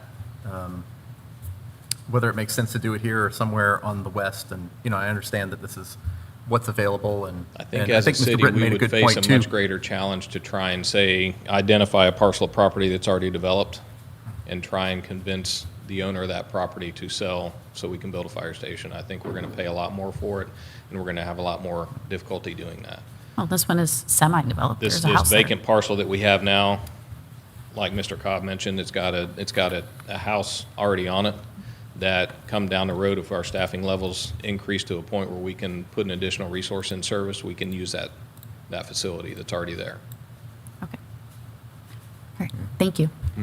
And I did have a question for Mr. Axel. Now that I know this is residential, because I thought it was commercial. And I was going to say Would you this. like my name this- and address again for the record? No, you're fine. Okay. So I was going to say, I thought the price actually made sense for over 2 acres dry commercial land. For residential, I really question that. Is that the reason why the offer is for tract D and not tract C? So there's multiple reasons. And it would have been an easier transaction for everybody if Tract B could have worked. Tract C, but Tract B can't really fit the layout that was done. Tract C is significantly more valuable and more costly, so it really wouldn't make sense. Tract D, with the house and the land and the off-site retention, my analysis suggested that's what it's worth. I've got other buyers for it at that. Residential, as you might understand, is pretty much the highest demand property, maybe not the highest value property in Oviedo, but the highest demand. Really, really hard to find big pieces of land, and this is a pretty easy thing to sell, frankly. Does that answer the question? Yeah, kind of. I mean, yes. Okay. Thank Any you. other questions from anybody while I'm up here? Would they consider selling just Tract D without Tract A? Or do they There's kinda no hand in hand? relationship between these two. Okay, just They're both confirming. opportunities. So what I would say is there's just some slight variation. I don't know if it makes sense to do the cross easement if you're not going to build Lloyd Lane, frankly. So if the city chose not to do Lloyd Lane, I don't know how this contract in its present form makes sense. But I think, from my perspective, if you look at the curve of Geneva Drive and you look at the elevation of it and the danger of it, it's not just for walking school children.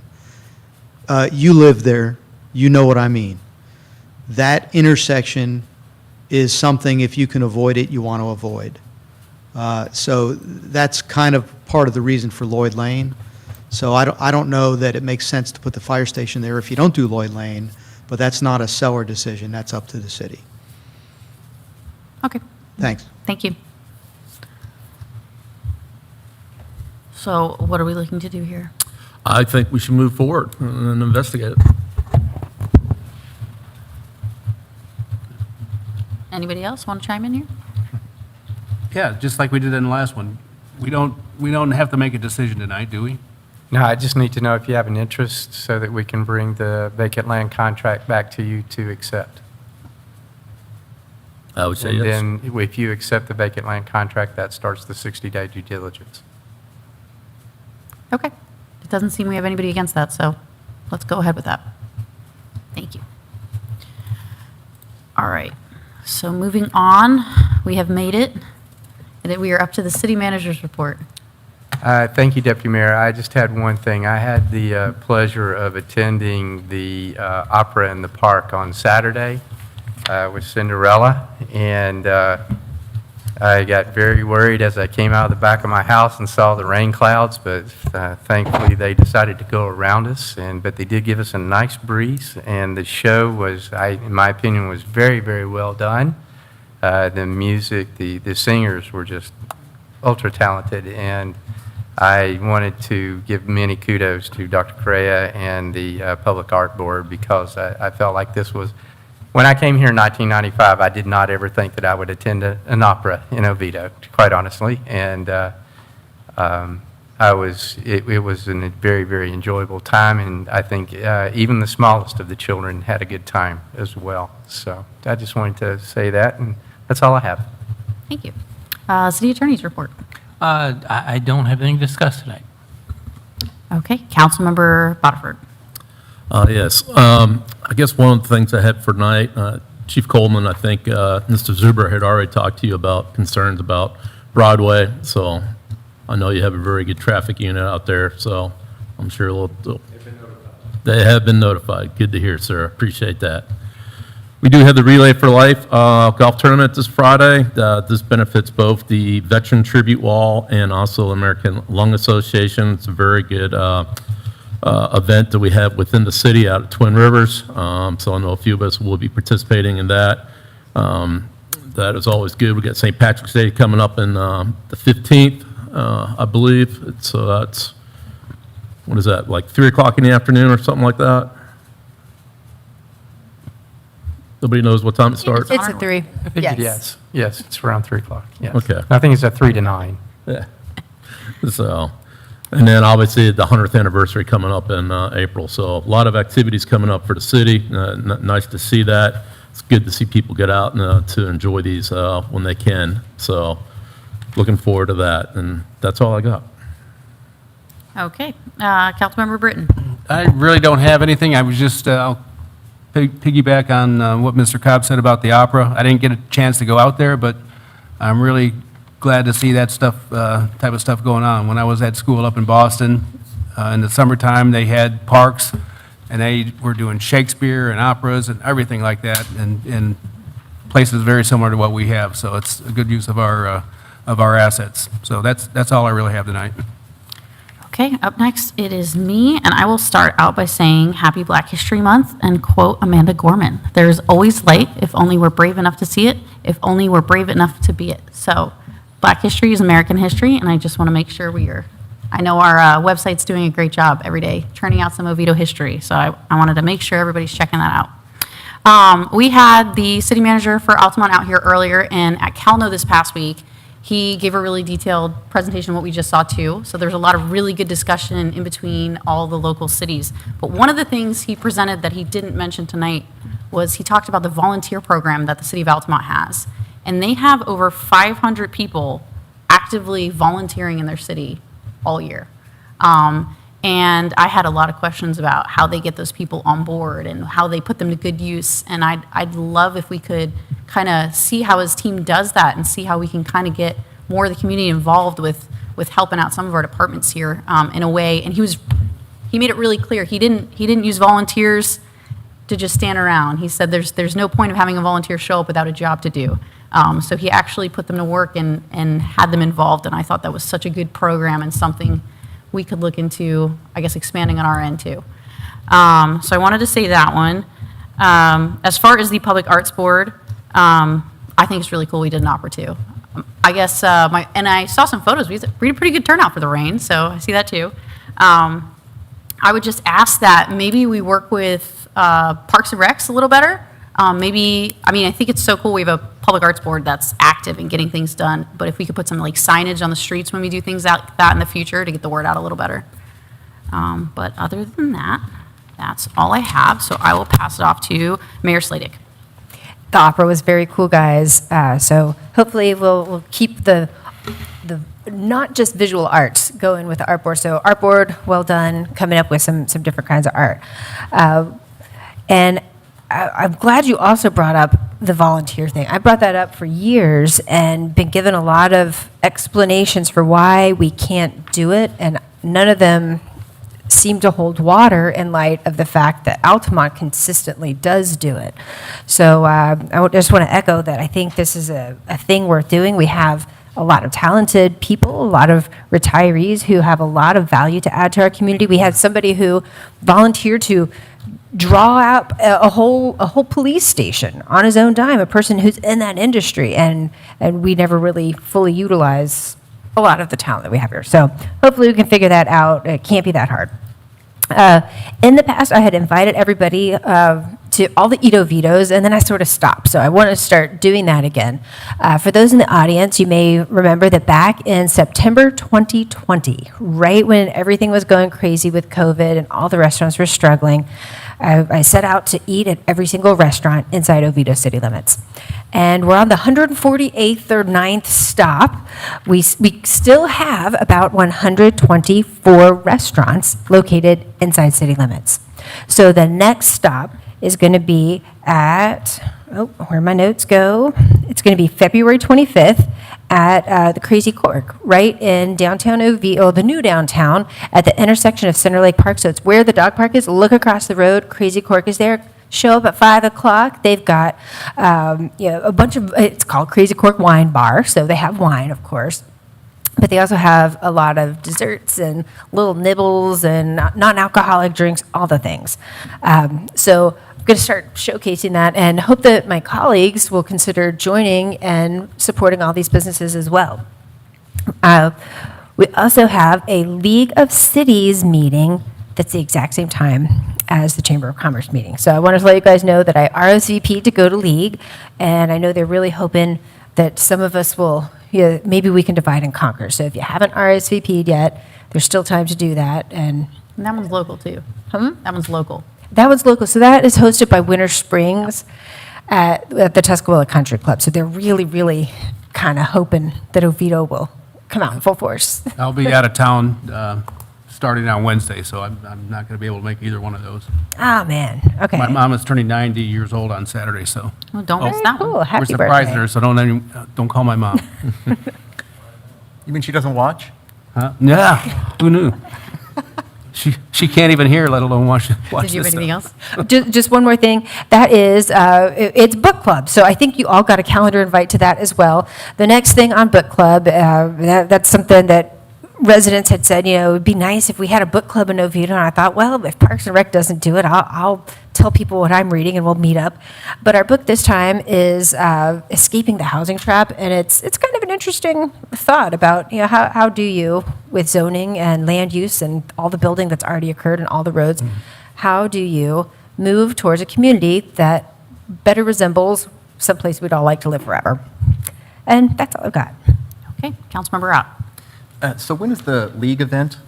That is this Thursday at noon at Tuscaloosa Country Club. Okay. So I know a lot of things get added to our calendars automatically, but League of Cities doesn't appear to be one of them. So I don't, There's a lot of stuff going on with the executive director failing to inform people of meetings, so let me see if I can find that and email you. From the Okay. League of Cities? Yeah. I get them. You get them? Yeah. Okay. I didn't get it. I don't think I got it. I think they have not updated the list in a while. Possibly. I get the web meetings and everything else. They You have could probably usually respond something to the almost email every day. and get on the chain. Yeah, that's Yeah. probably what I need to do. Yep. I wrote my name on the thing one time, but might not make it on the list. Okay, so I wanted to address the vote last week on water, and I voted no on it, and I just wanted to speak a little bit about why that was. And it's not because I disagree with doing these water projects or with the projects themselves presented necessarily. I just simply couldn't commit to 10 years of rate hikes with the information that I currently have. And ultimately, it's a complicated situation that we're in, and like all of us, there's a lot of parts to it, and ultimately, like on all agenda items, we're boxed into a binary decision on it. And that said, there's going to be much more work that this council, of course, is going to have to do on stormwater and on water sewer reclaimed, and we're going to have a lot more discussions about all of the individual projects and funding them and all of that stuff. So there was also discussion during that meeting, and I believe there was consensus about increasing our water conservation efforts. And to further those ends, I requested some of the following information from staff, and as is our practice, you guys will be getting the same things, and I just wanted to give you, I wanted you to be expecting them and not wonder why. So those items are an update to the 2023 work session graph that shows our water usage per month, but updated to show 2023 to present. Another was the update to the 2023 work session, the pie chart showing the current breakdown of water usage. And, that's the one that showed, how much is commercial, how much is residential, how much is flushing, et cetera. Another was the water usage chart that was generated for me the other week, the one that you guys got that has the bar chart in it. So as it was, but then also the same one, but only counting mixed-use properties, so that we can see what our water consumption is for mixed use versus everybody else. And lastly, monthly updates to those reports going forward. And so I just want to say here that the intent is not to place onerous requirements on staff, but simply get information going forward about water. And I just want to say also that, if staff finds these reports difficult to produce, and we have something that's slightly different, that would be easier, that, shows the same information, certainly, we can talk about all of that stuff. And so also on water, Mayor Sladik said after the last meeting on Facebook, she said, ultimately, when our water consultant, skipping down, said that if everybody stopped irrigating with water pulled from the upper Floridan aquifer, that the aquifer likely could not recharge fast enough to meet our city's needs. Mr. Cobb, is this somebody who could come to a work session and talk about that stuff to all of us? And this is the person you listed as the water consultant. She was sitting on the last row last meeting, but now she's not here. Well, I mean, yeah, in a like work later session, on, yeah, yeah. can we have? And was that a yes or? Yes. Oh, okay. Yes. Sorry. Yes, we can ask the consultant for Okay. available dates. And so in addition, do we have some kind of liaison with St. John's who could come as well? I don't have any names of somebody who might be assigned to our city. That'd probably be Susan Davis. Is she not really our person? No? Okay. St. John is difficult to work with, and I doubt that they would assign the. Oh, she volunteered. There was some kind of veterans event that she had come to because she's here local. They're having a big turnover there, and I know I've tried to contact people, and they're Why no don't we longer look at there, that or- as something to look into? Okay. Moving Yeah. on. Right, and actually, Ms. Davis, we may need to get more on the technical side. She's more on the regulatory side, so. It's like Mr. Wyatt's Coming. got an idea. What is it exactly that you're looking for? Me or him? Well, actually, both of you. I'm trying to understand what it is that you're trying to get at, so I can focus the information with the consultant Yeah. on that. I mean, and the mayor, the consultant you met last week, that's not her specialty. So I think you need a geotechnical engineer to come speak about percolation into the ground. Okay, so what is her role? I misunderstood her She's role. our client lead with Corollo. She has a PhD in environmental engineering. Okay. She's helping with all these CIP projects that you've seen on the proposed for the. So it is possible that if everyone stopped She watering. can get us to the right consultant. Okay. But I don't think that's her specialty specifically. Okay, because my understanding was that if everybody stopped watering, her opinion was that we still needed to build a water plant. So if she does not have the technical You're not, expertise to say as, that. as I've mentioned before, you can wipe out all of the potable irrigation. You're still not going to get to the number. I mean, if we could do that, I would say absolutely, let's go. But we're not going to get there. Not based on the projections that we have, based on our planning documents. It's just not going to get us there. But these are planning Hold documents on, that don't have. we're in report though, so let's. Okay. Let's Maybe we talk take about this this off later. table. So, So yes, we let's can get the Get through our consultant. reports, please. Yeah. Okay. I mean, I brought it up because, you seem to have information that I didn't. So Yeah, I'm well, everybody interested should in- have it the same. Yeah, I'm interested in talking to, whoever. yeah, I was going to actually have her come in and talk about fluoride. So, but, Okay, great. On but Monday. no, she can't, Oh. well, I'm going to do my best on the 3rd, and then she might be here to back me up if possible. We have fluoride on the agenda for a week from today. Correct. Meeting. Yeah. Okay. Okay, yeah, so in the same vein with work session, if we could roll that into having an item with, an item on water conservation. And Ms. Harriet from the Seminole Soil and Water Board offered to help us with that. So if we could invite her as well and maybe do all this kind of stuff at the same time, I would appreciate that. And that's all I have. Thank you very much. Okay, and I do have one thing to add. As far as at the last CalNo meeting, I did forget to mention, the Soil and Water Board doesn't normally take a rotation of when they go from each city. So I asked for them to add into the rotations. They might be sharing half of a meeting. And Mr. Cabo is going to talk to you about this. We have one coming up, I think it's in May in Oviedo. They might swap it with another city. But if they could take the second half of our meeting, that kind of gets us to pull out at least the presentation from Soil and Water that I asked for them to talk about this conservation and teaching not just us, but every city. So maybe we could just have all of us join in since it's going to be in Oviedo soon. So just throwing that out there, something to discuss. My other thing is, Mr. Hall, I have a question. So this is the second time where, and I don't know that anybody's trying to do anything wrong, but Councilmember Ott has quoted the mayor's Facebook page. And as as far as I'm concerned, doesn't that mean that they're getting information outside of this meeting?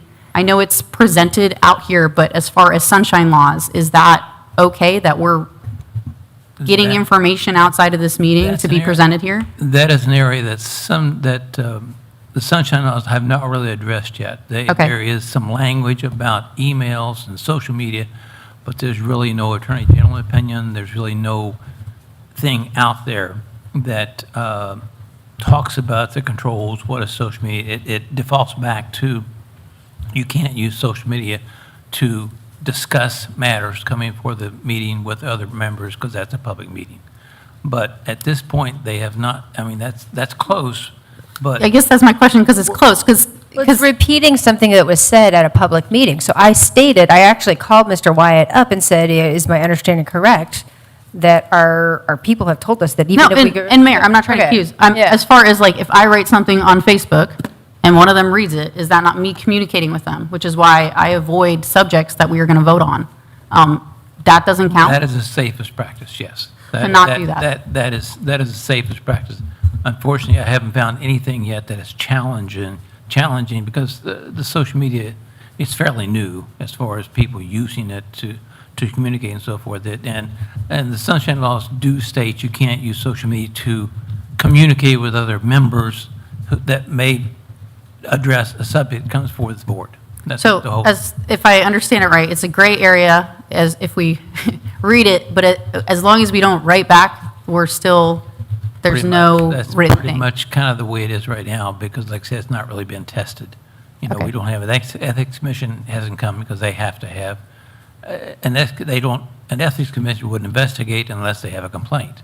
And I've not found any yet. I've been following it as best I can. Attorney General opinions haven't touched it, and they may not touch it, because the Attorney General office has changed their policy on what they wish opinions on. Okay. And they're tougher to get, and in fact, I'm going to bring that up at a later meeting, just what you have to do and so forth. But at this point, social media is kind of a gray area because it's fairly new, and I expect that they will probably revise the sunshine laws when they revise them to address it more. But at this point, nobody's really doing anything about it. Okay. There's No, no, I was there's just asking for no complaints clarification. filed or whatever. So if I could ask, so I know social media was discussed last year up here, and what I remember from those meetings was that the guidance was that reading one another's social media was not a problem, but interacting with them on that page It's not in a a good idea. discussion would be Yes, a, that would be a not problem. be a good idea. Yeah. And also but that, I mean, that revealing- clearly violates sunshine, right? Having a discussion on social media. If you start a two-way dialogue, Right. it's not a published, But- it's not, it's a meeting that's not been published in minute. The two things is meetings have to be noticed, and there have to be minutes taken. And if you got a two-way conversation on Facebook, you violate those. So Well- that would be a clear violation. Right, so two-way conversation, that's right out, right? That's. But if somebody posts something publicly, you're talking about public notices, is there a way to make a public notice on a Facebook page that this Facebook page will I don't contain want to get us sidetracked, so I'm Okay. going to ask that Well- you look into this and I give will- us some more I will information. continue to follow it and look into it deeper. Okay. Okay, but, I read all y'all's stuff, so that's, just telling you where I'm at. Because I- my understanding is that that's I do okay. too. And until directed otherwise, I'll continue to do so. But if you would like to direct otherwise, then I will then I'll look take into it under it further, consideration. and we'll come back with something. okay, thank you. All right, anything else for the good of the order? It is 8:35 PM and, Meetings. oh my God, it was me. All right, future meeting dates, Monday, February 24th at 5:30 PM, we have a work session. Monday, March 3rd at 6:30 PM, and Monday, March 17th at 6:30 PM, we have regular sessions. March 24th at 5:30, we have a tentative work session. Tentative. Okay, tentative work session. Anything else for the good of the order? It is 8:35 PM, and the meeting is adjourned.